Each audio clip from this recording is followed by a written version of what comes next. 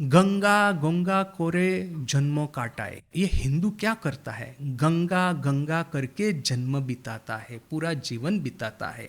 गंगा जोले मोरे, गंगा के पानी में उसका मृत्यु होता है। वही रासमणि जब उसका अंतिम समय आया तो उसने कहा कि मुझे गंगा गर्भ में, गंगा के किनारे ले चलो, मैं गंगा के पानी में अपना देह त्याग करना चाहती हूँ।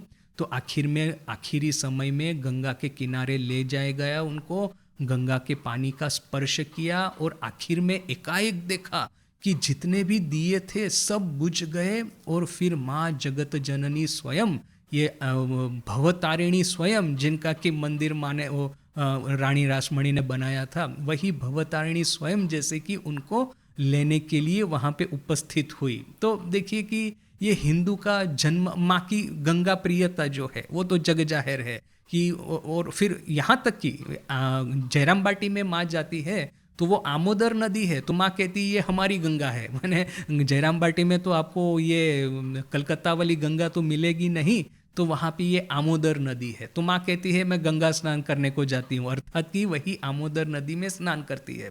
और माँ कहती भी है यही तो है हमारी गंगा। तो माँ की जो गंगा प्रीति है, ठाकुर की जो गंगा प्रीति, वही वो फेमस घटना कि काली मंदिर का उद्बोधन हुआ, उन्हें कॉन्जिक्रेशन हुआ।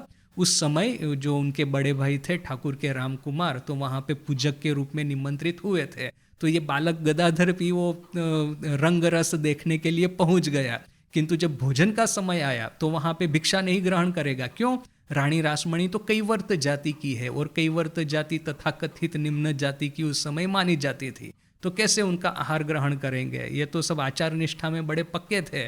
तो फिर राम कुमार ने समझाया, अच्छा तुमको गंगा के प्रति तो श्रद्धा है? तो ठाकुर ने कहा हाँ, गंगा के प्रति तो श्रद्धा है। तो फिर राम कुमार ने कहा तो एक काम करो, यहाँ पे जो अन्नव्रत सदाव्रत है वहाँ से तुम ये जो सीधा अर्थात की भिक्षा ले लो, ये जो चावल है, आटा है वगैरह ले लो, और फिर गंगा के गर्भ माने गंगा के किनारे जाकर के गंगा के पानी से उसको पकाना और उसको खाना, तब तो तुमको कोई आपत्ति नहीं होगी।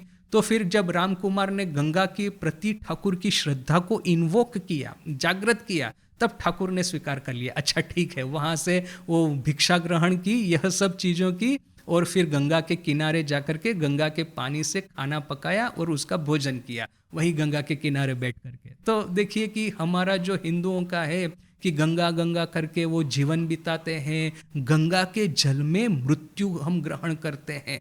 दूर दूरांतरे लोग गंगा जल लिए जाए, कहाँ कहाँ से दूर दूर से लोग गंगा जल लेके जाते हैं। ताम्र पात्रे जतनों करे राखे, ये ताम्र का पात्र है, उसमें जतन करके मेहनत करके उसको रखते हैं। पाल पार्वणे बिंदु बिंदु पान करे, जब कोई भी उत्सव होता है, शुभ प्रसंग होता है, तो ये ताम्र पात्र में रखी हुई गंगा उसका बिंदु बिंदु पान करते हैं। राज राजड़ारा घोड़ा पूरे राखे, ये जो राजा महाराजा है वो घड़ा भर भर करके अपने महल में गंगा का पानी रखते हैं।